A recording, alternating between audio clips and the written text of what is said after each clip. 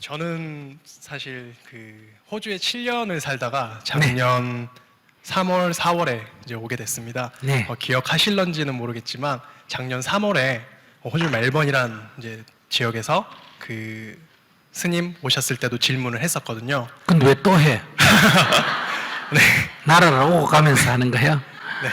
그때 좋은 말씀 해주셔가지고 마음 잡고 잘 살아보려고 열심히 좀 적응도 하려고 이제 했었습니다. 근데 네. 제가 생각했던 것만큼 좀 현실이 좀 차가웠던 것 같습니다. 그래서 적응하기가 마음처럼 쉽지는 않더라고요. 현실이 차가울까요? 내가 차갑게 느낄까요? 네, 후자인 걸로 알고 있습니다. 네. 그치만 이게 머리로는 알겠지만 마음으로 이게 받아들이는 게. 근데 세상이 뭐 기온이 차다는 거예요. 뭐 어떻게 차다는 거예요? 내가 원하는 대로 안 되면 찬 거예요? 그것도 있겠죠. 어느 부분 있는 것 같습니다. 하지만 아니 근데 어떻게 찬데 그냥 내가 말꼬리 잡는 게 아니고 현실이 차다니까 어떤 걸 차다고 그래요? 제가 뭐 큰 걸 바라는 거 아닌 것 같습니다. 그냥 제가 열심히 제가 좋아하는 일을 한다면 네. 어느 부분 뭐 경제적인 부분에 있어서 조금 미래를 꿈꿀 수 있었다고 저는 생각을 하거든요. 근데 그렇지만 그게 자기가 노력하면 경제적인 대가가 주어져야 된다라는 법칙이 있습니까? 법칙은 아니지만 상식이라고 생각합니다. 네. 자기가 대한민국을 너무 좋게 평가한 것 같은데. 자기가 좋게 평가하고 자기가 실망하고. 내가 어떤 여자를 좋아하면 그 여자도 나를 좋아해야 한다 이런 법칙이 있어요. 내가 좋아하면 그 여자, 내가 싫어하는 것보다는 내가 좋아하는 게 그 여자도 그 여자가 나를 좋아할 확률이 높다 이래 말할 수는 있어도 내가 좋아하면 그 여자도 나를 좋아한다 이런 건 없잖아요. 내가 게으른 것보다는 노력하는 것이 성공할 확률이 높다 이래는 말할 수 있지만은 내가 부지런하면 성공한다 이런 건 없단 말이에요.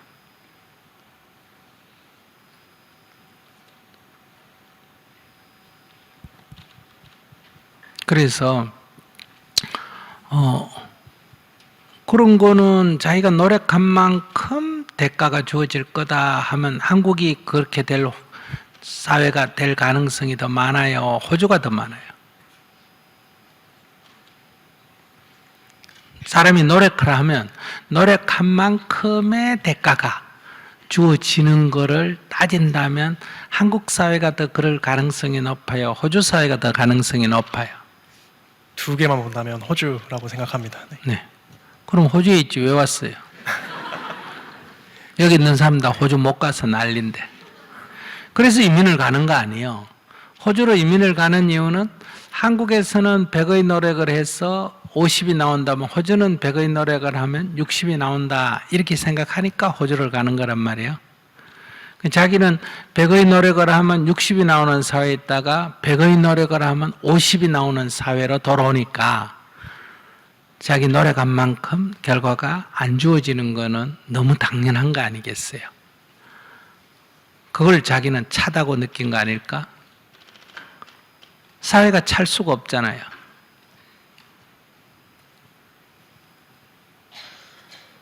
근데 동남아에 있던 사람들이 한국에 오면 자기가 노력한, 동남아에서 자기 노력한 대가에 비해서 한국에 와서 노력하면 대가가 더 나올까요? 덜 나올까요? 더 나오겠죠. 그럼 자기는 한국이 좋은 사회라고 그 사람은 생각할 거 아니에요.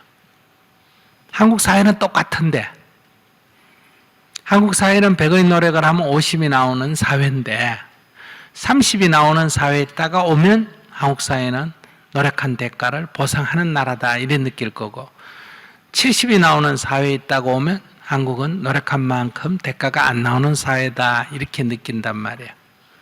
그러니까 자기가 호주에 있다 왔기 때문에 그걸 더 많이 느끼지 않겠느냐. 그러니까 그걸 호주에서 한국으로 돌아올 때는 그걸 각오해야 된단 말이에요. 말이 통하고 여러 가지 친구가 있고 음식이 맞고 이런 장점이 있는 대신에 노력한 대가에 대해서는 나올 확률이 호주보다는 좀 떨어지는 것을 감수해야 된다. 우리가 호주에 가서 말도 안 통하고 여러 가지 불리한 조건이 있는데도 노력한 거에 대한 대가가 한국보다 조금 더 나온다고 생각하니까 호주로 가는 거거든요. 동남아에 있는 사람들이 한국에 많은 노동자들이 오는 이유도 여기 오면 차별받고 뭐 여러 가지 불리한 게 많은데도 불구하고 거기서보다는 여기가 노력한 대가가 좀 더 나온다. 이렇게 생각하니까 온단 말이에요. 그러니까 우리 중국에 있는 조선족들도 여기 막 6, 70만 들어와서 사는 이유가 여기 와서 차별을 좀 느껴요. 그런데도 중국에서보다는 2배 이상, 3배 대가가 주어진다. 이렇게 생각하니까 온단 말이에요. 자기는 그러니까 대가가 좀 더 주어지는 사회에서 덜 주어지는 사회로 지금 자기가 선택해서 왔기 때문에 그렇게 느끼는 건 이해는 되는데 그것이 자기가 느끼는 거지 한국 사회가 차다 따뜻하다 할 거는 아니지 않을까 이렇게 생각이 드네요.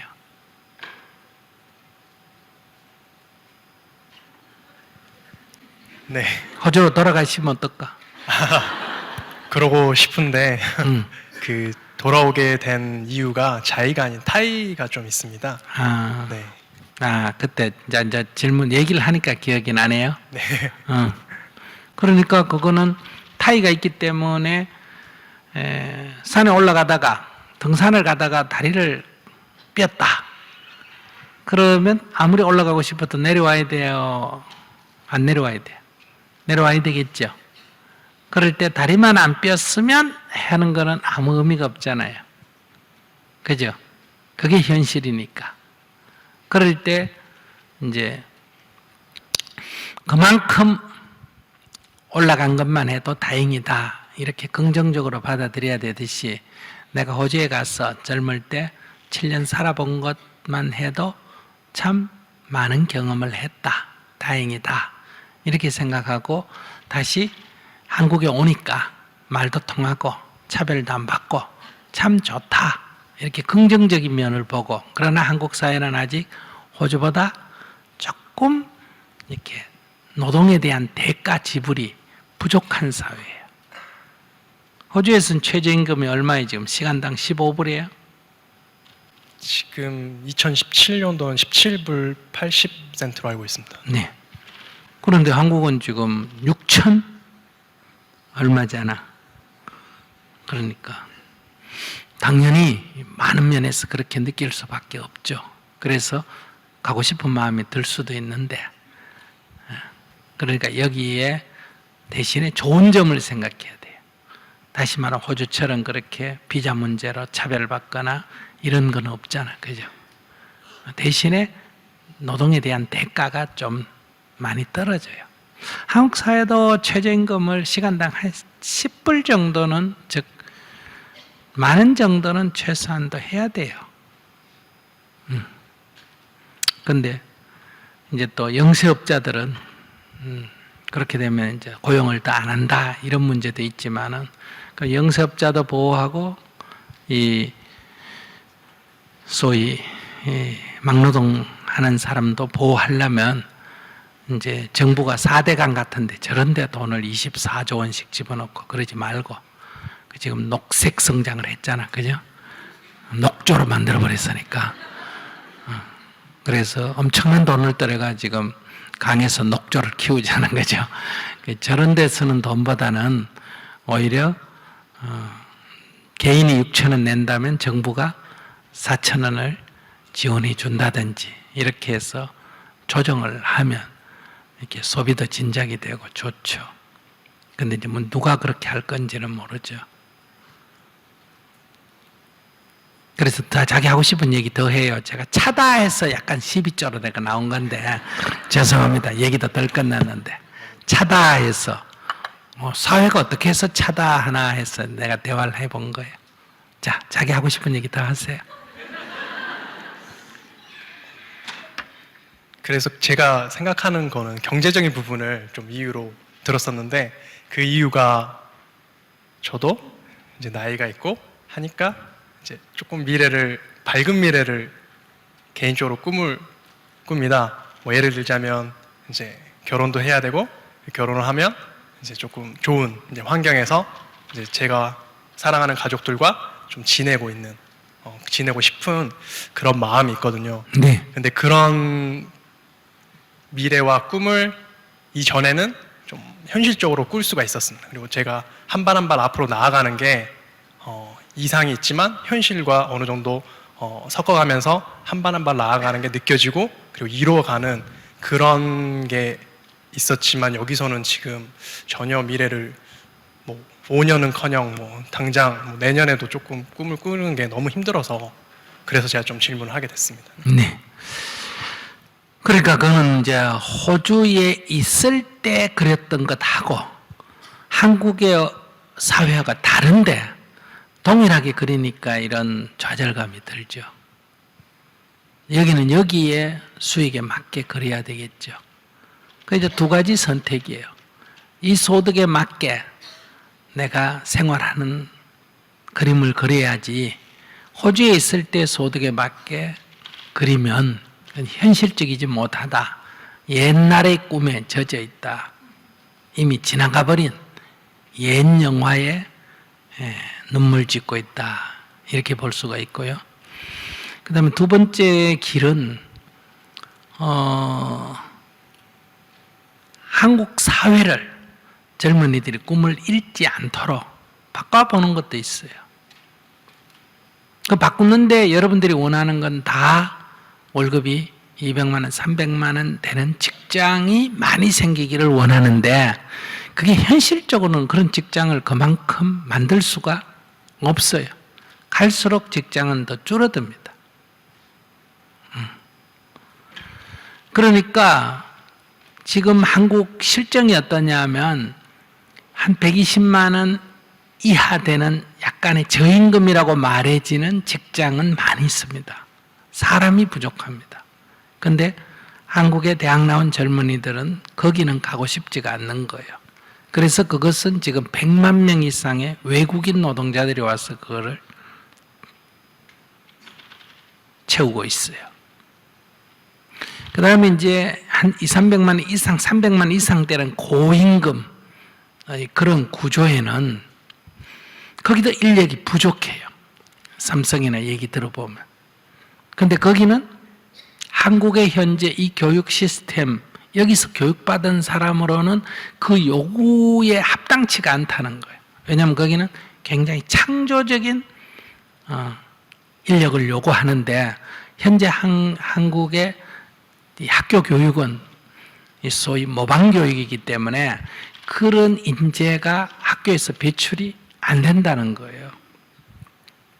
그럼 현재 대한민국 학교에서 배운 교육을 가지고 써먹을 수 있으면서 임금도 괜찮은 가장 대표적인 게 될까? 공무원이. 그래서 공무원이 미어 터지는 거예요. 그러니까 그걸 제외하고는 어떤 거는 임금이 낮았어. 어떤 거는 능력이 안 됐어. 그러니까 다 이 교육을 받고 할 수 있는 거는 공무원과 그에 준하는 직장.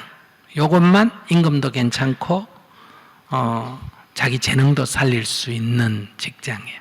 근데 이 수는 갈수록 줄어들어요. 왜냐하면 자동화를 통해서, 그러니까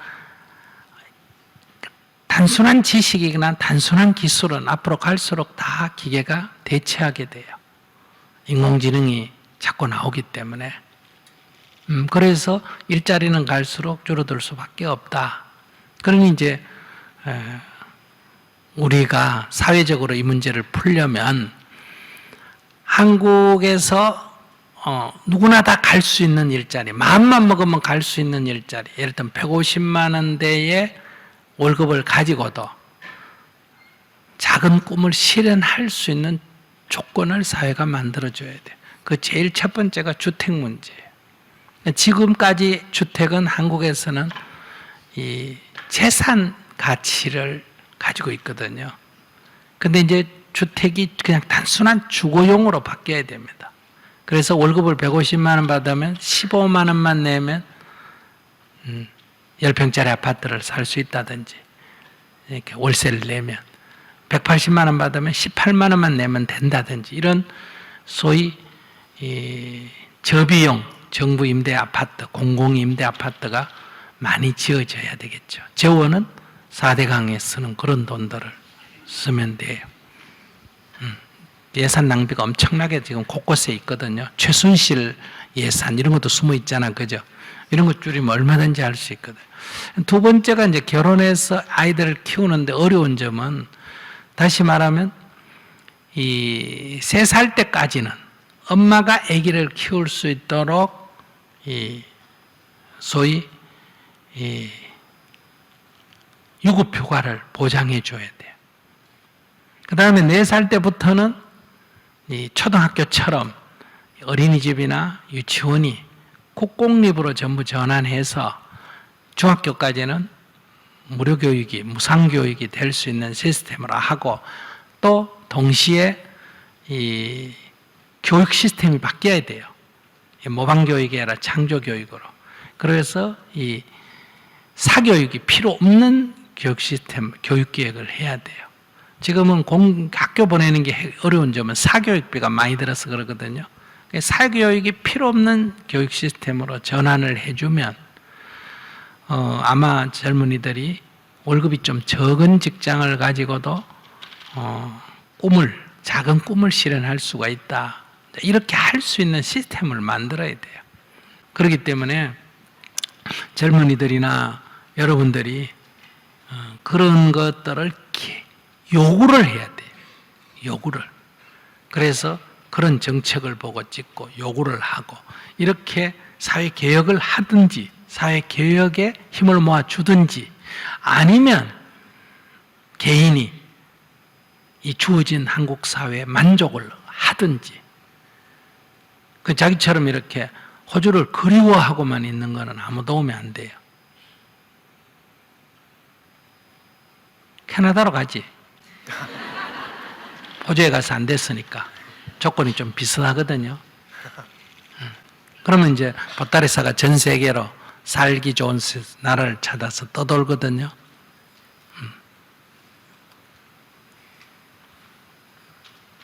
그래서 자기가 얘기하는 건 맞는데, 그런 꿈을 그릴 수 있으면 좋은데, 대한민국이 지금 그런 수준은 안 돼요.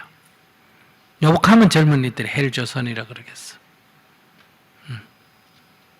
그런데 이렇게 비난만 한다고 되는 게 아니라 우리가 그런 세상을 만들자, 이렇게 적극적인 자세를 갖는 게 필요하지 않을까 싶어요. 뭐 따뜻한 위로를 못 해줘서 미안해요. 아닙니다. 네. 네, 알겠습니다. 감사합니다. 네.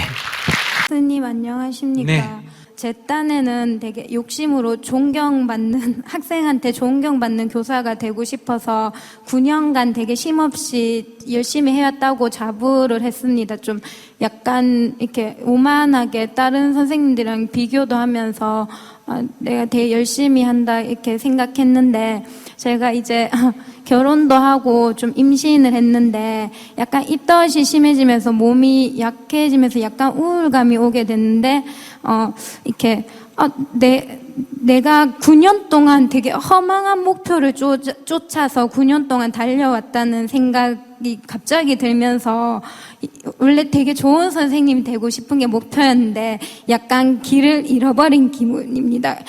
진짜 이러다가 원래 한 번도 살면서 우울한, 항상 바쁘고 그렇게 살고 항상 이렇게 방학 때도 막 연수 받으러 다니고 되게 우울한 적은 한 번도 없었는데, 그냥 바빠서 힘들었지 우울하진 않았는데 갑자기 우울해지고 좀 무기력해지고 좀 저도 너무 당황스럽고, 그러니까 이제 제가 궁금한 거는, 원래 진짜 열심히 하고 이렇게 하면, 이러는 선생님이 되면 제가 행복해질 줄 알았는데, 이렇게 남들 보기엔 좀 욕할 수도 있는데, 좀 이렇게 행복해지지 않은 것 같아서, 이렇게 좀 이렇게 고민입니다. 네. 지금 아기 뵀어요? 예, 이제 좀 입덧심한데 지금 이제. 근데 애기 엄마가 마음이 그렇게 우울하면 애기한테 아주 나쁜 영향을 줘요. 그러니까 학교 선생보다 지금 더 중요한 게 한 아이의 선생님보다 한 아이의 엄마가 자기 지금에게는 주어진 역할이에요. 그러니까 일단 그 병원에 가서 의사 선생님하고 상담을 해서 지금 제가 약간 우울한 것 같지는 같습니다. 이렇게 얘기하면서 대화를 나누면 지금 큰 증상은 아니니까 이렇게 스님한테 마이크 잡고 얘기할 정도면 막 괜찮아요. 그러니까 그러면 의사 선생님이 보고 괜찮아 이러면 괜찮은 거예요.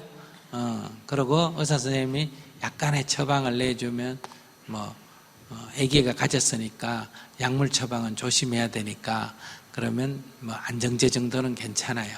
그렇게 해서 처방을 받는 게 좋겠다. 첫째, 요 상태를 해가 정신적으로 우울증이 심해지면 첫째 뱃속에 있는 아기한테도 나쁘고 두 번째 아기 낳아서는 정신적으로 아기 정신 건강에 굉장히 나쁩니다.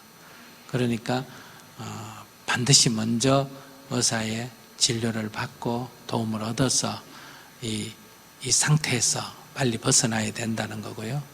두 번째, 좋은 선생님은 내가 하는 게 아니에요. 내가 좋은 선생님 되고 싶다고 좋은 선생님 되는 거 아니에요. 좋은 선생님은 애들이 좋아해야 좋은 선생님이 되는 거예요. 법륜 스님은 어떻게 법문을 해야 좋은 스님이 되는 게 아니고 듣는 청중이 좋으면 좋은 강사가 되는 거예요. 이따 끝날 때 나갈 때 기분이 좋으면 스님이 뭐가 된다? 좋은 강사가 되고 나갈 때 입이 쑥 나오면 어때요? 나쁜 강사가 되는 거지. 스님의 직책이나 이름이나 이거 갖고 좋은 강사가 되는 게 아니에요. 그러니까 자기가 좋은 강사 되고 싶다. 이건 자기 욕심이란 말이에요. 내가 욕심을 부르면 이 대중이 눈치가 굉장히 빨라요. 알았어요? 저 자식 저거 지 욕심 부리네 이래가지고 별로 안 좋아해요. 내가 또 다 해봤는데. 아시겠어요? 그래서 이 사람들의 평가는 연연할 필요가 없어요. 왜? 내가 아무리 좋게 평가해달라 해도 다 야박해요.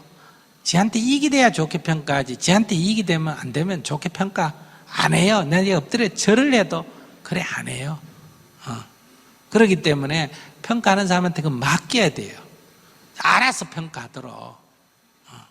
그러니까 거기에 연연하면 내가 끌려다니게 되는 거예요. 나는 나름대로 최선을 다하되 평가가 어떻게 하나 그것은 그들의 자유요.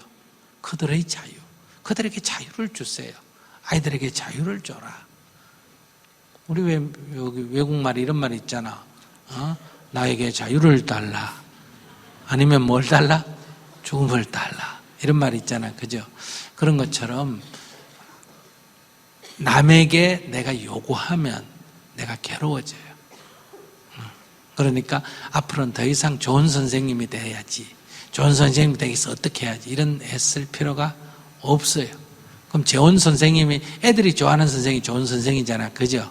그러니까 내가 기술을 익혀가지고 하는 거는 좋은 기술자지 좋은 선생님이 아니에요. 자기가 지금 길을 잘못 든 거예요.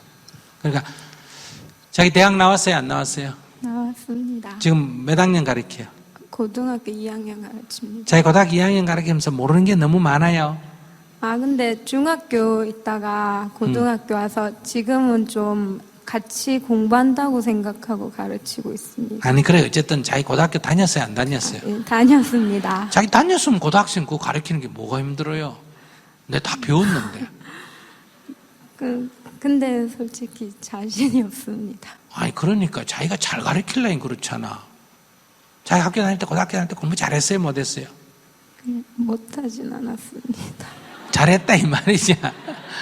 자기 잘했으면 그러면 그 고등학교 실력만 갖고도 가르쳐. 나는 고등학교 다니다 그만뒀는데도 그 실력 갖고 고등학생 가르쳐가 옛날에 서울에서 인류 강사를 했는데 그 인류 강사를 했는 원인이 진짜 수학을 많이 알아서 그런 거 아니에요.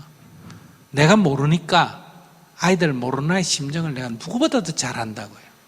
그런데 이 전문 수학 선생은 아이들이 뭘 모르는지를 내가 보니까 거의 몰라요. 자기 아는 것만 생각하지. 그것도 몰라. 맨날 이 소리는 해요. 근데 나는 내가 몰라가 헤매기 때문에 절대로 그런 소리는 안 해요.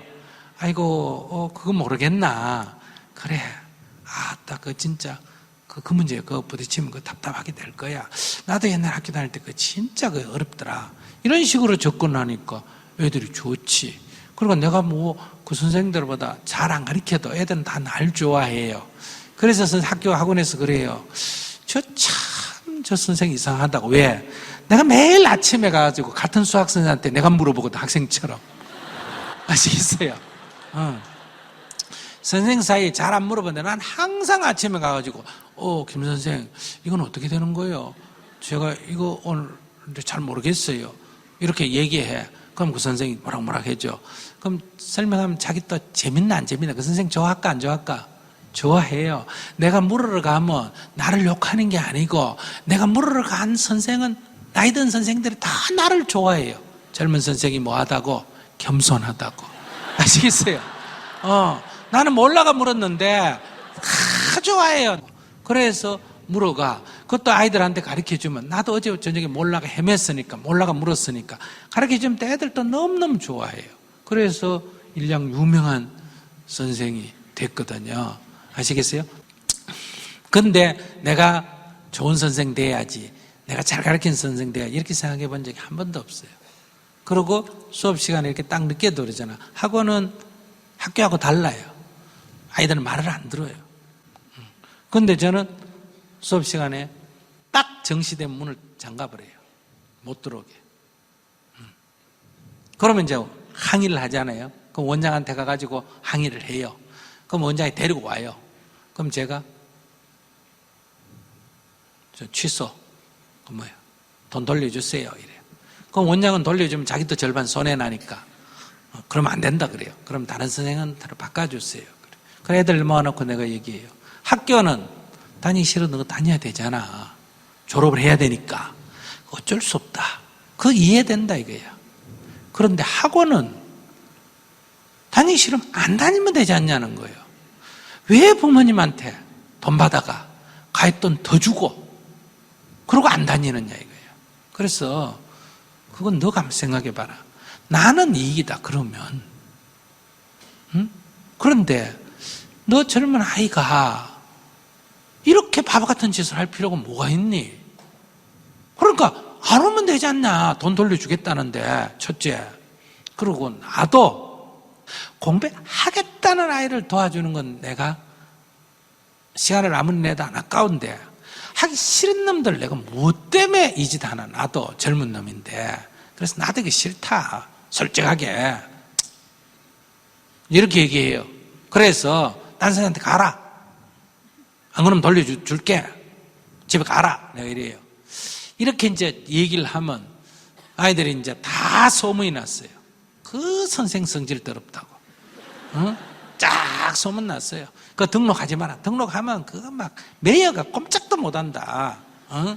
늦게도 못 가고 못 들어오게 하고 그런다. 그런데 시간이 점점 흐르면 어때요? 딱 공부할 애들 모여요. 내가 유명한 선생 되려고 좋은 선생 되려고 노력한 적이 없어도 자기가 아이들과 그 아이들이 말썽 피우는 아이든지 뭐 하는 아이들, 학교는 학원에는 공부하는 애는 안 받으면 되지만 학교는 다 받아야 돼요. 회사는 일 못하는 거 쫓아내면 되지만 국민은 안 돼요. 그래서 CEO하고 이 대통령하고 틀리는 거예요. 국민은 그 모든 불평분자도 다 껴안아야 되는 거예요. 그러니까 학교는 공부만 갖고 할 수가 없어요. 학원은 딱 그것만 갖고 할 수가 있는데 그러니 아이들하고 같이 놀아주고 아이들 이해해주고 수업 시간에 졸면 어때요? 담요도 덮어주고 떠들면 밖에 내보내고 좀 가서 떠들고 오라고 내보내고 이렇게 착실히 수업도 가르치면서 성적이 나쁜 애들은 학과 후에 좀 더 가르쳐주고 자기 월급 받잖아. 밖에 가서 일하면 월급 많이 안 준단 말이야. 월급값 해야 돼. 그러니까 내가 실제로 내 실력은 100만 원치밖에 안 되는데 300만 원 받았으면 내가 뒤에 좀 초과 근무 수당 좀 근무 더 해주고 수당 없이도 이렇게 하면 저절로 좋아지는 거예요. 이렇게 편안하게 선생님을 해야 아이들이 좋은 선생님이라 그러지 지 좋은 선생님 되려고 애들을 이용하면 애들이 속을 다 알아.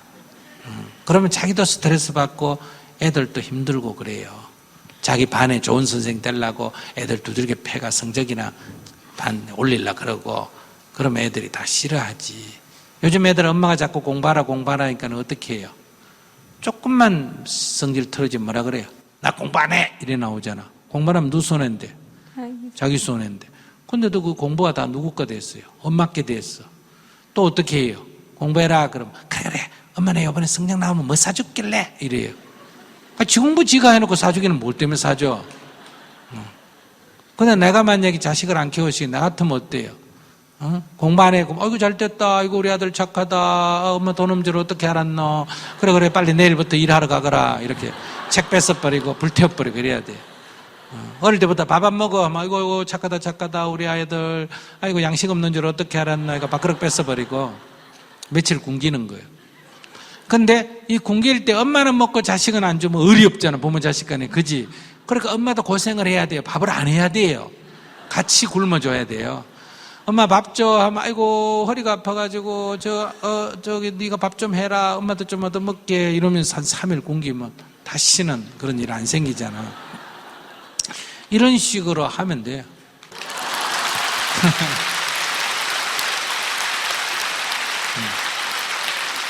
그러니까 뭐 좋은 엄마가 된다, 좋은 선생님이 된다, 그런 쓸데없는 생각 그만하시고 그냥 월급제이라서 월급 받아먹는 값이나 좀 제대로 하면 되는 거예요. 알았죠? 네, 제가 바쁘신데 죄송한데 조금 미진한 거 하나. 네.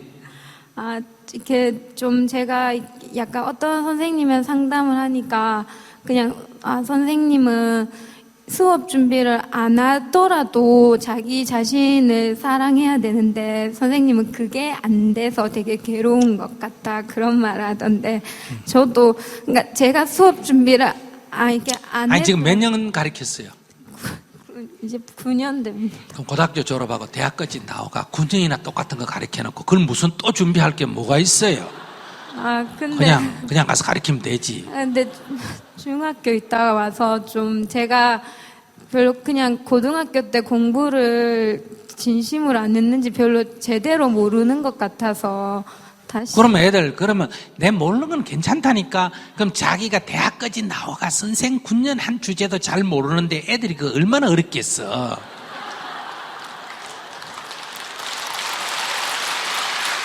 그러니까 모르는 아이들을 아이고 등 두드려주면서 그래 이게 힘든다. 아이고 이러면 나는 뭐 고등학교 졸업하고 대학 나와가지고 이게 선생을 9년 했는데도 아직도 모르는 게 있더라. 이러면서 그래 몰라도 괜찮아. 같이 공부해보자. 이래 얘기하면 좋은 선생 된다니까. 근데 너무 무서운 게 애들한테 원래는 애들한테 민폐 끼쳐서 싫은 그게 무서운 줄 알았는데 그것보다는 애들한테 그러니까 제가 지금 병가 내고 2주간 쉬고 있는데 그것조차도 사실 약간 몸이 안 좋아서 쉬는 건데 애들이 되게 무책임하고 사실 제가 좀 진도를 늦게 나가는 스타일이라서 그런 것도 애들이 좀 저에 대해서 평가하는 거 당연한데 그런 식으로 애들이 저에 대해서 평가할까봐 그런 게 계속 괜찮다 그렇게 말은 머릿속으로는 되는데 솔직히 마음으로는 그게 학교 그만둬야 되겠다. 그러니까 그런 거 눈치 보지 말고 평가되면 되고 배짱 좋게 지내봐. 진짜 마음으로는 열심히 하고 뭐 평가에 연연하고 그래. 잘리면 뭐 이제 애기도 있겠다. 엄마 되면 되지. 배짱 좋게 딱 키워. 그럼 뭐 애들은 모르는 거 자기도 좀 봐주면 애들도 봐줘. 무슨 말인지 알겠어? 니 왜 공부 못하니 성적 떨어지니 자꾸 이러니까 애들도 선생님 왜 몰라요? 이리 덤디지. 나는 내가 모르니까 막 애들 모르는 애들 잘 봐주니까 애들도 내 모르는 거 아무 신경도 안 써. 애들이 와서 물어 나한테. 그럼 내가 야 나도 모르겠다 이래요. 그럼 애들이 그래요. 그럼 내가 뭐라 그런지 알아요? 야 임마 선생이라고 어떻게 다 아냐? 이래요. 그럼 애들이 우리도 몰라도 돼요. 이래요. 너는 안 돼. 내가 그래. 그럼 애들이 아니 선생은 몰라도 되고 우리는 학생은 알아야 되고 그게 왜 그래요? 이래요. 야 임마 너는 시험 치러 가잖아. 내가 선생은 시험 치러 가요 안 가요? 안 가니까 모르면 집에 가서 공부해가 내일 가르쳐주면 돼요 안 돼요? 선생은 많이 하는 게 중요한 게 아니라 제대로 가르쳐주는 게 중요하고 애는 시험을 쳐야 되니까 알아야 돼요 몰라야 돼요? 그거 모른다고 또 내는 또 재수하고 또 재수할 수는 없잖아. 그러니까 내 말 들으면 애들이 또 그 말이 된다 싶어가 그래요. 이렇게 그냥 모르면 모르는 대로 드러내놓고 얘기하면서 애들하고 가르치고 그럼 애들 좋아해요. 신경 쓰지 말아요. 알았죠?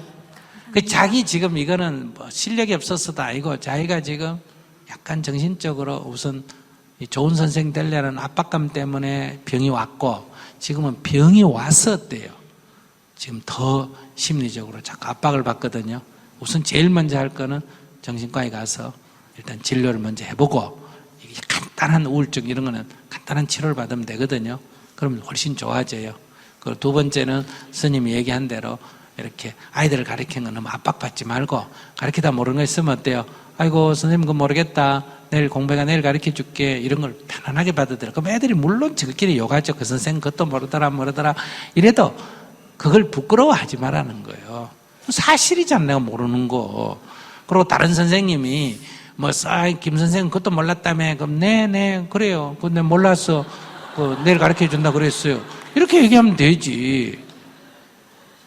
어떻게 다 알아요? 스님들이 정문적설 하는 이유가 뭐예요? 모르면 그냥 나도 모르겠어요 이래요. 답이 얼마나 간단한데 아니까 이래 말이 길지.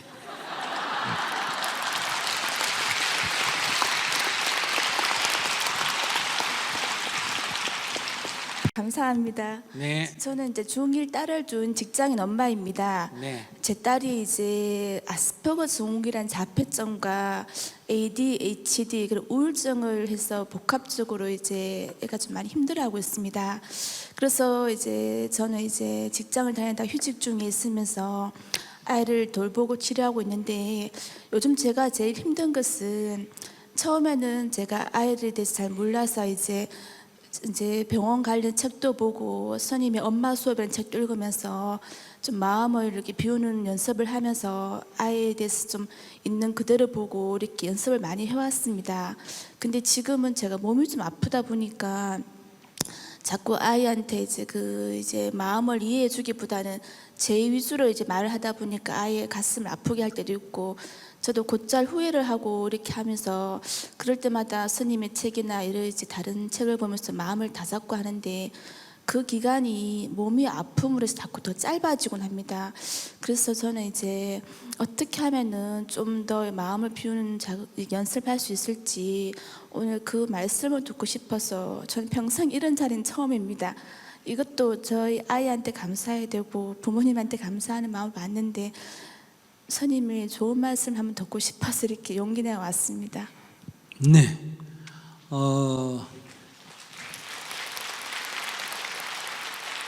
자기가 생각할 때 무슨 아이 병 치료에 무슨 뾰족한 수가 있겠어요? 그냥 이 현실을 받아들이고 살아가는 수밖에 없겠어요.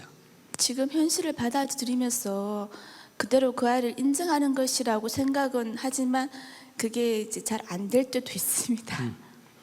그게 안 되면 누가 괴로워져요? 제가 괴롭습니다. 예, 그럼 자기를 괴롭혀가면서 살고 싶다 이 얘기 아니에요? 아닙니다. 이건 뭐예요? 일단은 그러니까 이 아이의 병이 현대 의학으로 예. 현재 상태에서 더 이상 특별한 치료 방법은 없다. 그리고 병원에 다니면서 더 이상 악화되지 않도록 예. 이렇게 조절하면서 살아간다. 그럼 이 현실을 내가 받아들여야 된다.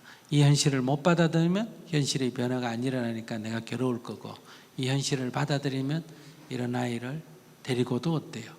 내가 잘 살아갈 거고 예.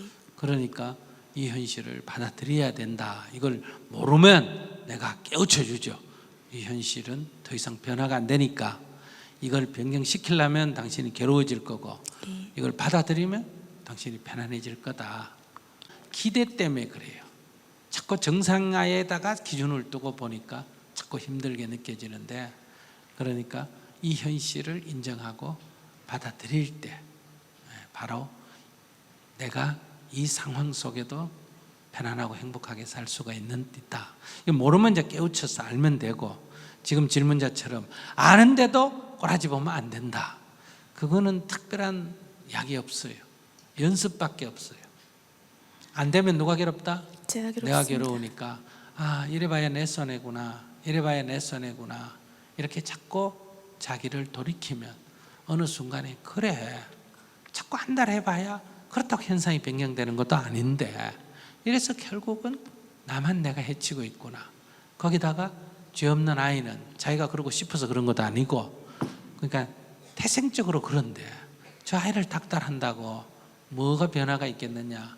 아이는 아이대로 열등의식을 갖게 되고 상처를 입게 되고, 그래서 내가 내 낳은 아이를 괴롭히고 또 내가 내 낳은 아이로 인해서 괴로워하고, 이래서 서로를 해치는 이런 인간관계, 이게 무슨 전생의 죄 때문에가 아니라 스스로 어리석어서 내가 이 성질을 못 버려서 그런 거 아니에요.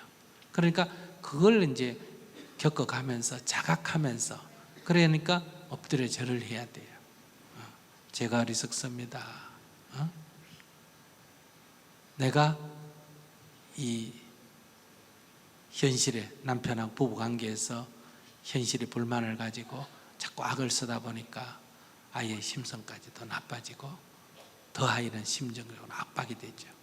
이렇게 되니까 제가 어리석습니다 하고 참여를 하면서 이 현실을 수용하는 길밖에 없습니다. 안 되면 또 연습하고 또 연습하는 게. 어린아이에게 자전거 타라 하고 가르쳐주고 이렇게 타면 되는 거야 하고 가르쳐줬을 때 그 아이가 자전거를 타는 것 빼고 어떤 특별한 길도 없다. 3명에게 자전거 타라 그러고 내가 이튿날 물어봤어요. 넌 몇 번 넘어졌니? 3번요. 넌 몇 번 넘어졌니? 5번요. 넌 몇 번 넘어졌니? 7번요. 10번요. 이러면 어느 애가 앞으로 제일 빨리 탈 것 같아요? 10번. 예. 그건 뭐예요? 10번 실수했다, 10번 안 됐다, 이렇게 보면 걔가 제일 못한 것 같지만은 걔는 그만큼 연습을 했다, 그만큼 노력을 했다는 얘기죠. 네. 그러니까 지금 안 된다는 거는 돼가고 있는 중이다.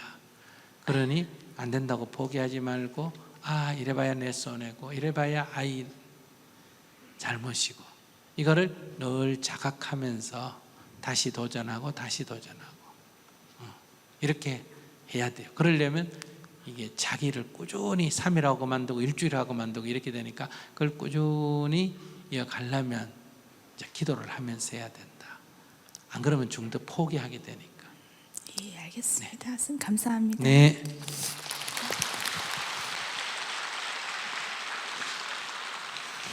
근데 여러분들 가정에 예를 들면 지체부자유아가 한 명 있다. 그러면 엄마는 그 아이 때문에 굉장히 힘들어하죠. 그런데 제 아이도 아니고 남이 낳은 아이를, 결혼도 하는 처녀가, 수녀들이 여러 명을 모아서 돌보고 있지 않습니까? 그럴 때 그 수녀님들은 그걸 기뻐하면서 돌보잖아요. 왜 내 아이도 아니고 남의 아이를 여러 명을 그것도 돌보면서 기뻐하는 사람도 있는데, 남도 아니고 내가 낳은 내 아이를, 그것도 한 명을 왜 나는 이렇게 괴로워하면서 아이를 원망하고 자기가 믿는 하나님을 원망하고 부처님을 원망하고 신세타령을 하고 살까? 이게 아이 문제일까 이 말이에요. 그러니까 수녀님은 이 현실을 인정하고 이 현실 속에서도 그 아이의 살아갈 수 있는, 그 아이가 걷지도 못했는데 걸을 수 있는 걸 보고 기뻐하고, 말을 못했는데 말하는 걸 기뻐하고, 움직이지 못했는데 움직이는 걸 기뻐하고, 이렇게 보게 될 때 거기에도 행복이 있다, 이런 얘기예요. 그러니까 자꾸 엄마로 돌아가야 되는데, 누구보다 더 이 아이가 어떻든 지능이 부족하든 신체 장애가 있든 어떻든 세상 사람들은 그 아이를 버릴지 몰라도 나는 이 아이를 살아있는 생명으로 온전하게 보살펴야 되겠다 할 때 그게 엄마란 말이에요. 근데 요즘 엄마가 별로 없어요. 이웃집 아줌마만 있어요. 이웃집 아줌마는 뭐예요? 건강하고 얼굴 잘생겼고 공부 잘하고 말 잘 들으면 저것만만 좋아해요? 이웃집 아줌마도 좋아해요? 이웃집 아줌마도 좋아해요? 이웃집 아줌마만 이 세상에 득실득실해요. 엄마는 없어요. 그러니까 엄마가 되셔야 됩니다. 진짜 엄마가 돼야 된다. 엄마가 되면 이 문제는 저절로 해결이 돼요. 그러니까 내가 엄마가 아니구나. 내 욕심으로 아이를 보고 있구나. 이렇게 참여를 하셔야 돼요. 특히 첫 번째 질문자는 남편한테 참여를 해야 됩니다. 네. 예수님 안녕하세요. 네. 딸들 키우면서 또 이렇게 직장에서 일을 하는 이제 워킹맘입니다. 네. 그래서 그러니까 두 아이를 집에다 놓고 떼놓고 와서 이제 직장에서 일을 하는 만큼 몇 살이에요? 네, 지금 6살하고 3살 됐습니다. 음. 예, 그래서 참 애들한테 참 미안한 마음으로 항상 이제 직장에 출근을 하고요. 네. 그다음에 또 직장에 와서는 또 이제 애를 떼놓고 와서 이제 일을 하는 것인 만큼 또 내가 그 일하는 시간만큼 또 정말 남들의 못지않게 일 열심히 하고 또 제일 재밌게로 또 어떻게 일에 대해서 의미를 찾으려고 참 노력을 많이 하면서 이제 직장 생활을 하고 있는데요. 그렇게 하는 것만큼에 비해서 이상하게 뭐 어떻게 보면 여자라면 어떻게 보면 그런 아이를 키우는 아줌마이기 때문에 인정을 못 받는 부분들도 있는 것 같아서 참 속상할 때도 좀 많고요. 네. 그리고 또 이제 뭐 그런 건 뭐 그럴 수 있으니까 그런 걸 극복하면서 오히려 내가 나 스스로 이제 의미를 찾으면서 일을 한다라고 일을 하지만 만족을 스스로 이제 만족을 못하는 부분들도 있는 것 같습니다. 또 그런 한편의 와중에 또 집에선 또 애들이 있기 때문에 애들을 제대로 이제 엄마로서 본연의 역할을 많이 못하면서 일을 하는 거에 대한 또 미안한 것들도 사실 제 마음속에 많이 있고요. 이 두 가지가 이렇게 왔다 갔다 하면서 이제 이렇게 어쨌거나 열심히 살고는 있는데요. 이런 마음들을 어떻게 다스리고 간단하네. 집에서는 애기 엄마로서 애기 잘 못 키워서 미안한데다가 회사는 가봤자 별로 대우도 안 해주니까 관두면 되지. 뭐 회사에서 엄청난 대우를 해줘도 애기 키우는 거하고 비교해서 엄마가 엄마 역할하는 게 더 낫겠다 해서 때려치워야 되는데 죽으라고 일해줘도 대우도 안 해주는데 그 못된 붙어 있어 관둬버리지. 예, 근데 욕심이죠. 그러니까 일을 하면서도 애를 잘 키우는 이제 그런 사람이 되고 싶은 어떤 생각도 좀. 애를 의하는 게 잘 키우는 거예요. 애가 어릴 때 엄마 돈 많이 버는 게 애한테 좋아요. 엄마의 사랑이 중요해요. 예, 엄마의 사랑이 사실 제일 중요. 그래. 애기한테 이제 사랑고파병 그렇게 골려 놓으면 얘가 커서 죽을 때까지 맨날 사랑고파병에 걸려가 전전전전하겠지.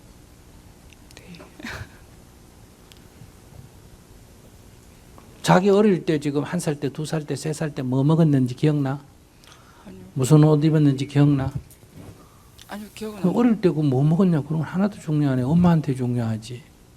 그러나 어릴 때 엄마의 사랑은 늘 영원히 기억되는 거예요. 이 머리로 기억 못해도 마음에서 늘 남아있어. 어릴 때 엄마로부터 따뜻하게 자란 아이들은 사랑고파병이 없고 늘 엄마를 그리워하고 헤매고 이런 애들은 늘 뭔가 아무리 돈을 벌어도 허전하고 아무리 남녀 사랑을 해도 속이 허전하고 뭔가 표현할 수 없이 뭔가 모자라는 것 같고 이래요. 그런 사람 굉장히 많을 거예요. 꼭 그 뭐 밥을 먹었는데도 속이 막 빈 것 같고 이런 것처럼 만족이 안 돼. 지금 현대인은 그런 병이 굉장히 많아. 그러니까 그건 무슨 엄마야. 그러니까 직장에 대우도 안 해주는데 그 못된 붙어 있어 관둬. 그건 무슨 미련이 있다고 그래. 애기 좀 키워놓고 다시 복귀하지. 남편 직장 나가요? 예, 같이 일하고 있습니다. 그럼 남편 버릇 갖고 밥도 못 먹고 라면도 못 끓여 먹어? 아니 그렇지는 않을 것 같긴 그럼 한데. 됐어. 근데 내 애를 내가 키우는 게 잘 키울까? 부모가 키우는 게 잘 키울까? 예, 당연히 엄마가 이제 뭐를? 제일이죠. 그러니까 직장을 옮겨. 안 그러면 회사하고 얘기해서 그냥 아예 관두는 게 내가 볼 때 최선책이고 안 그러면 파트타임으로 나가면 어때? 애가 3살이나 아이 조금 더 키워야 되겠대. 유치원에 보낼 때까지. 예, 저도 사실은 그러고 싶은데요. 그러고 싶은데 이제 스님 동의해달라고 물었겠지.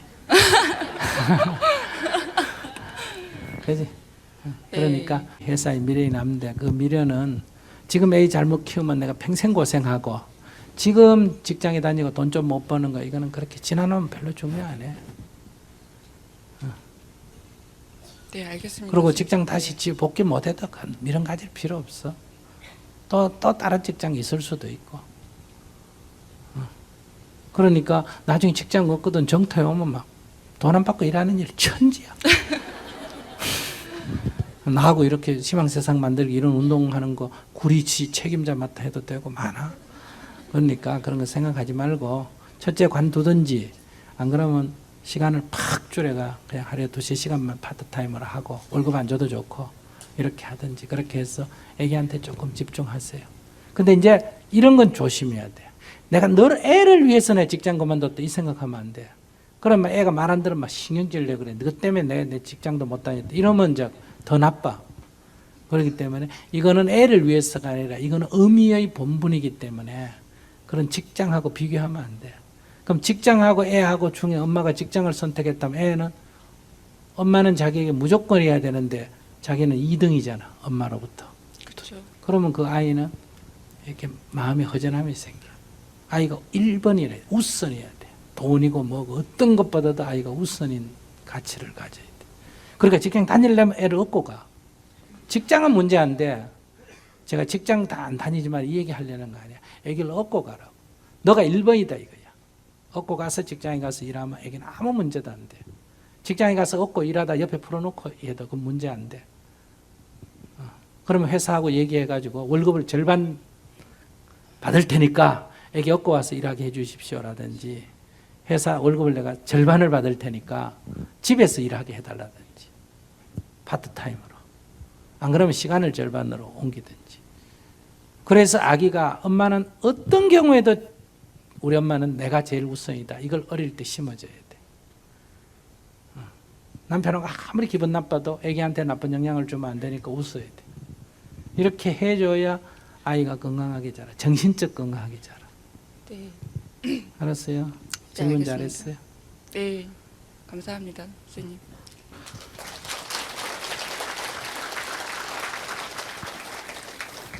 예, 안녕하세요. 네. 네, 저는 이번 주에 중간에 결혼을 하는 신부인데요.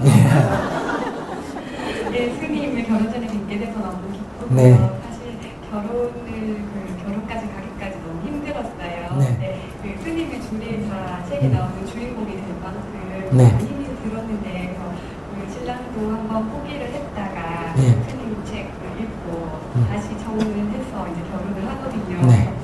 사실은 저희가 조금 너무 어려워서 밀고 나가가지고 이제 한 20일 전에 부모님들 양가 허락을 받은 상태거든요. 그래서 지금 아주 좋은 그 결혼을 하게 됐는데 그러면 굉장히 좀 감사하는 마음이어야 되지 않습니까? 근데 그럼에도 불구하고 또 그 다른 집안들이 이렇게 있다 보니까 그 신부님들께서 굉장히 예뻐라 하시면서 이제 절에도 갔으면 좋겠다 아니면 또 어떻게 했으면 좋겠다 이런 이제 요구가 많아지신 거예요. 근데 다 따라 하자니 제가 너무 마음이 힘이 들고 근데 또 안 해드리자니 그것도 마음이 힘이 들고 그러니까 그 얘기 한번 해봐요. 그 남자가 뭐가 좋았어요? 그냥 그 사람이 좋아요. 그냥 좋았다. 근데 중간에 관두게 된 이유는 뭐였어요? 부모님이 반대하는 누가? 우리 부모가 저쪽 부모? 신랑 신랑 부모 왜 반대했는데? 제가 나이가 5살이 많아요. 신랑보다. 뭐 우는 우요. 근데 여자분들 참 이상하다. 여자분들은 왜 남자가 나이가 많고 여자가 나이가 적어야 된다고 생각해요? 원래 우리 전통적으로 남자가 나이가 많고 여자가 나이가 적었다 이런 게 문화가 아닙니다. 조선시대 쭉 보면 여자가 다 2-3살 많다는 거 알아요? 예. 그럼 언제부터 이렇게 바뀌었냐? 남자가 군대 가면서 이렇게 바뀌었어. 그러니까 5살 정도면 뭐 괜찮아요. 그래서 이제 여자가 5살 나이 많다. 또 무슨 이유가 있어? 그거 하나. 예. 근데 왜 나이 많은 남자를 좋아하게 됐어요? 작은이요? 왜 나이 작은 남자를 좋아하게 됐냐고. 그런 게 별로 문제가 안 돼서 그러니까요. 좋아하게 되는데 한 번도 뭐 나이를 생각해 본 적이 없다. 그게 원인, 그러니까 나이 때문에 반대의 원인이었다. 예. 그래서 왜 중간에 이제 그래서 그걸 못 넘어가 그만두게 됐어요? 네, 이제 신랑이 아예 이제 처음에는 안 되겠다. 부모님이 너무 완강하셔서 그래서 이제 헤어졌었는데 다시 힘을 내서 와서 결혼을 해야 되겠다. 왜 해야 된대 신랑 얘기 들어봐요. 제가 아니면 안 될 것 같아서라고. 네. 그래서 부모님은 이제 승낙을 했어요. 예, 지금은 생각하셨어요. 근데 이제 뭐가 문제야? 네, 이제 그러고 나니까 그 여러 가지 일들이 이제 부모님들께서 어떻게 요구하시는 것 뭔데 그게 구체적으로? 되게 사소한 것들이 사소한 게 뭔데 그러니까?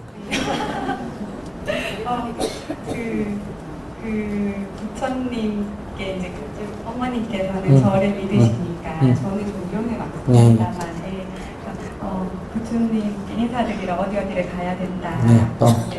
매일매일 전화를 하고 문자를 하고 계속 이렇게 해야 된다. 근데 안 하면 또 이제 또 야단 외치시는 거예요. 그래서 그 애를 써서 되게 좋아서 마음에 이렇게 했다가도 아직은 조금 버거운 부분이 생기니까 이게 진심이 아닌데 내가 저분들께 거짓으로 묻는 건 아닌가라는 생각도 들기도 하고요. 그리고 그러니까 지금은 그런 굉장히 사소한 건데 제 마음을 자꾸 흔들리게 만드는 거예요. 그래서 책을 여러 번 읽어도 조금 아직까지 마음이 안 안정이 되더라고요. 그래서 제가 이런 얘기는 괜찮아요. 안 드려야 맞는 것 같은데 이렇게 어떻게 마음을 좀 더 수양하는 방법이 없고 내가 들어보니까 만약에 그렇다고 안 하는 게 낫겠다. 결혼 안 하는 게 낫겠다. 네. 지금이라도 포기하세요. 적어도 이런 난관을 극복하고 결혼했다 그러면 이런 문제들은 정말 고마운 마음에서 이런 문제는 이거보다 100개가 더 많아도 내가 아무렇지도 않을 정도가 돼야 되거든요. 그래서 결혼 허락해 준 것만 해도 고맙습니다. 이런 마음이 돼야 되는데 생각은 그래 되는데 마음에서 계속 저항이 온다 이러면 반드시 결혼 생활에서 이게 장애가 됩니다. 내가 자꾸 이제 부모의 요구는 자꾸 많을 거고 나는 자꾸 이제 힘이 들 거고 그럼 1년, 2년, 3년 참다가 결국은 그것은 이제 남편한테 표현할 거고 그러면 남편은 아내하고 부모 사이에서 고민을 할 거예요. 고민을 하는데 남편이 아직 어리니까 결국은 시간이 흐르면 어느 쪽으로 기울어지냐면 어머니 쪽으로 기울어질 확률이 높아요. 그런데 이렇게 내가 마음고생할 때 아기를 가지게 되면 이제 굉장히 아기한테 나쁜 결과를 가져오니까 만약에 그렇다면 안 하는 게 낫다. 무슨 말씀하시는 건지 알 것 같아요. 그걸 파혼할 거예요? 아니요. 그러니까 지금부터 매일 108배절을 하면서 어머니 감사합니다. 결혼 허락해 주셔서 감사합니다 하고 부모님께 시부모한테 감사 기도를 108배 하고 결혼했어요. 안 그러면 이거 자기 인생만 불행한 게 아니라 아이까지 나빠져. 그리고 이건 사소한 것 때문에 이런 문제에서 큰 문제가 생기면 해결이 쉬운데 사소한 문제는 우리들의 마음을 불편하게 만들어요. 겉으로는 웃으면서 속으로 늘 불편하거든요. 이게 이제 가장 큰 나쁜 영향을 줘, 인생에 있어서. 나도 병들고 아이도 나빠지고 부부관계도 나중에 냉랭해지고 딱 싸울 일도 아니고 이게. 그러면 이제 남편이 그 둘 사이에 끼어가지고 이제 명이 짧아지고. 그런 건 안 하는 게 낫지. 그러니까 이거 확 고쳐서 하든지 안 하든지 지금 결혼하고도 이혼하는데 뭐 파혼하는 게 뭐 문제. 내일 파혼하세요. 네, 조금 이렇게 마음가짐을 갖고 싶어서 그러니까 생각을 확 바꾸셔야 돼요. 네. 알았어.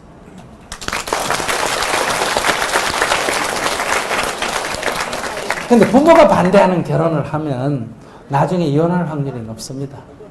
왜 그럴까? 누구하고 살아도 같이 살면 갈등이 생길까 안 생길까요? 생기겠죠.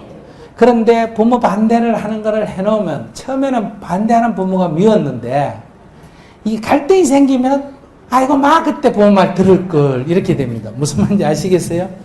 그리고 또 두 번째는 갈등이 생기면 부모가 반대를 하다가 할 수 없이 결혼 승낙했다가 갈등이 생기면 부모는 마음이 어떠냐? 부모 자기도 모르게 봐라 내가 뭐라 그랬어 이런 생각이 드는 거예요. 그래서 자꾸 또 험담을 하기 시작하는 거예요. 그러니까 이게 갈등이 누구나 다 생기는 갈등인데 그거를 옆에 부모도 그래도 이렇게 해라 저렇게 해라 도와주는 게 아니고 반대하는 결혼에서는 부모도 반대하고 그럼 자기도 그때 엄마 말 들을 걸 이래가지고 또 자기 혼자만 문제가 아니고 그래 엄마까지 저런 거 보니 이 사람 진짜 문제야 내가 그때 못 봤어 이런 식으로 해가지고 이게 헤어질 확률이 높아져요. 그러니까 만약에 둘이가 갈등이 생기면 남편은 흔들린다 이 말이에요. 부모가 반대했던 게 있기 때문에. 그러니까 자기가 그럴 때 섭섭해지기가 쉽다 이런 얘기예요. 그 다음에 이제 두 번째는 뭐 5살 차이면 별거 아닌데 나이 차이가 남자가 많고 여자가 적든 여자가 많고 남자가 적든 남자가 예를 들어서 40인데 20살짜리 하고 결혼을 했다. 그러면 40, 20 때는 문제가 없습니다. 아시겠습니까? 그런데 60, 40이면 문제가 생길까 안 생길까? 70, 50이면 그러면 나중에 고생합니다. 이 세상에 공짜는 절대로 없습니다. 반드시 젊은 것을 좋아했으면 값을 치러야 돼요. 아시겠어요? 근데 그게 왜 그러냐 하면 이제 친구들하고 남편하고 이제 채피 그러면 친구들하고 같이 미팅 같은 거 자주 할 거 아니에요. 그죠? 남편 회사에 다니든 뭐든 이렇게 해서 이제 부인 친구들 사이에 남편이 올 때는 괜찮아요. 아이고 남편 젊어서 좋겠다 이런 얘기가 되는데 이제 남자들 친구 이렇게 만날 때는 항상 이제 자기가 갈 때 이렇게 컴플렉스를 갖게 되는 거예요. 나이 많은 거에 대해서. 그래서 얼굴도 더 화장도 예쁘고 뭐 젊게 해야 되고 옷도 젊게 입어야 되고 신경 쓸 일이 굉장히 많아져요. 정말 이해하시겠어요? 그래서 피곤해져요. 그러니까 그런 것을 자기가 극복을 해줘요. 그런 불편함을 이거는 우리가 관계에 문제가 있는 게 아니라 이 세상의 눈이거든요. 내가 어떤 진심을 갖는가 하고 세상이 어떻게 보는가 하면 다르단 말이에요. 그러니까 그걸 미리 다 알아서 그런 불편을 감수할 각오를 해야 된다. 그걸 상대편에게 자꾸 불평을 전환하면 이제 그게 갈등의 폭이 되기 시작합니다. 나이는 아무 문제가 안 되는데 나이 핑계를 대요. 그래, 어차피 나이가 안 맞으니까 안 되구나. 그러면 이제 또 궁합 찾아보면 또 안 좋습니다. 아시겠어요? 사이가 벌어지고 가서 궁합 보면 좋을까 안 좋을까? 안 좋아요. 사이가 좋을 때 가서 보면 좋아요. 불교 공부하면서 행복학교가 궁금해서 들어갔다가 행복시민 활동을 하고 있고요. 퇴비 만드는 방법을 알고 싶어 들어가서 퇴비를 만들고 있습니다. 주위에서 만나는 사람들이 제가 모르는 줄 알고 가르쳐 주려는 사람들이 많아요. 그래서 제가 바본 줄 알고 가르쳐 주려고 하는 사람이 많다고 했더니 몰라서 가르쳐 주는 게 아니라 느려서 가르쳐 주는 거래요. 일할 때는 빨리 한다고 했더니 뭘 빨리 하느냐고 느리지 하면서 답안지를 메모해 주듯이 꼭 집어주는 거예요. 그날은 그냥 지나갔는데 그 이후로 그 소리에 마음에 걸리면서 힘들었어요. 아직 제 마음이 흔들리고 있다는 것을 알았습니다. 어떻게 하면 말에 걸리지 않고 상처받지 않는 마음을 유지하며 그런 사람을 대할 때 어떻게 해야 할까요? 스님의 고귀한 말씀 듣고 싶습니다. 네. 평범한 일상인으로 살아가다가 부처님 법 만나고 그래서 마음 공부도 하고 또 행복학교 다녀서 행복시민이 돼서 활동한다니까 장하십니다. 우리가 불교 공부하면서 본래 빠르다, 늦다 하는 것이 있습니까? 없습니까? 상대에 따라서 다르다. 예.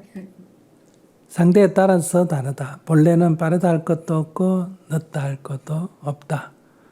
개미가 빨리 가느냐 늦게 가느냐 누구하고 비교하느냐에 따라서 다르다. 굼벵이하고 비교하면 빠르고 또 쥐라든지 다람쥐하고 비교하면 개미가 늦다 이렇게 말할 수 있겠죠. 그러니까 자기 보고 늦다라고 말하는 사람은 상대적으로 자기보다 빠르게 일하는 사람이지 않겠어요? 그러니까 그 사람 기준에서는 질문자 보니까 늦다 이렇게 표현을 하는 거예요. 또 질문자보다 더 느리게 일하는 사람도 있겠죠. 그러면 이제 그 사람이 볼 때는 질문자 보고 일 되게 빨리 한다 이렇게 말하겠죠. 그러니까 그들이 나보고 빠르다 그러든 늦다 그러든 그것은 상대적인 비교에 의해서 나오는 얘기니까 나보고 늦다 하면 저 사람은 일을 빨리 하는 사람이구나. 나보고 늦다 하면 저 사람은 나보다 일을 느리게 하는 사람이구나. 이렇게 이해만 하면 되지 그 말에 상처 입을 이유는 없잖아요. 우리는 빠르다 하면 좋다는 생각을 하고 늦다 하면 나쁘다는 생각을 하고 있기 때문에 그래요. 빠른 것이 반드시 좋다고 할 수도 없고 늦은 게 반드시 나쁘다고 할 수도 없잖아요.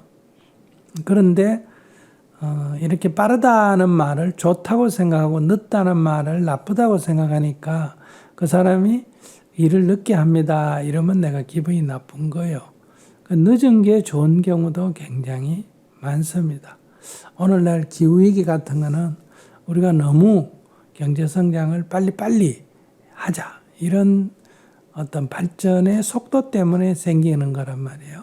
그러니까 이거는 빠른 게 좋은 게 아니다 이래 말할 수 있고 그럼 빠른 게 나쁘냐 나쁘다고도 할 수가 없어요.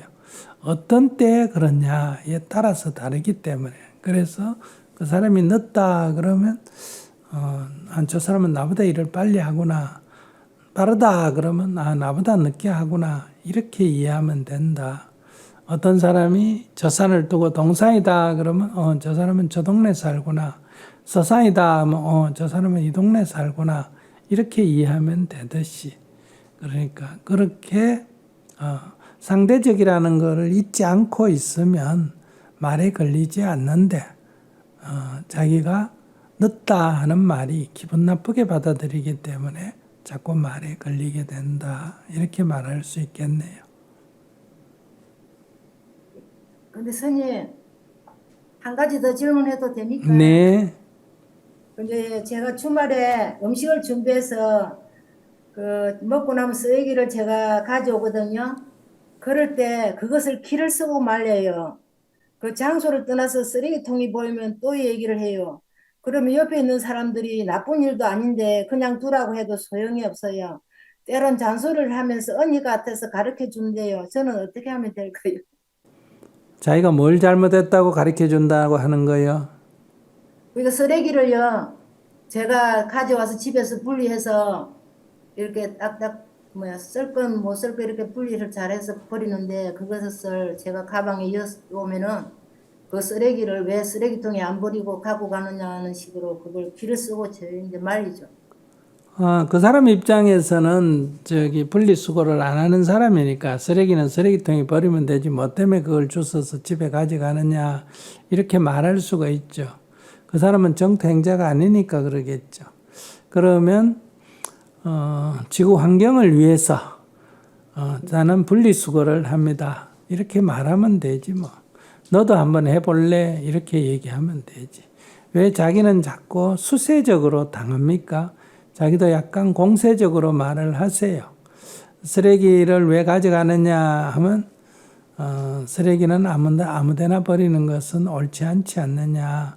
그러니까 쓰레기는 우리 다 캠페인 벌릴 때 자기가 가져온 쓰레기는 되돌아갈 때 가지고 간다. 이렇게 캠페인도 벌리잖아. 그죠? 그럼 그런 팻말도 너는 모르냐? 이러면서 가져가서 분리수거하기 위해서 그렇단다. 너도 한번 해봐라. 오히려 이렇게 얘기해 주면 되지. 제가 몰라서 언니 같아서 가르쳐 준다는 식으로 항상 자기들이 똑똑하다고 생각하면서 가르치고 있어요.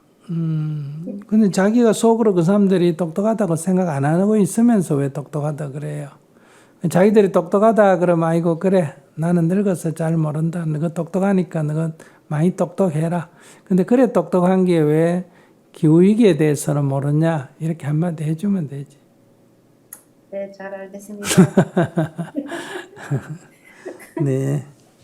손님 말씀 듣고요. 마음이 많이 가벼워진 것 같고요. 앞으로는 그냥 가볍게 잘 대처하겠습니다. 감사합니다.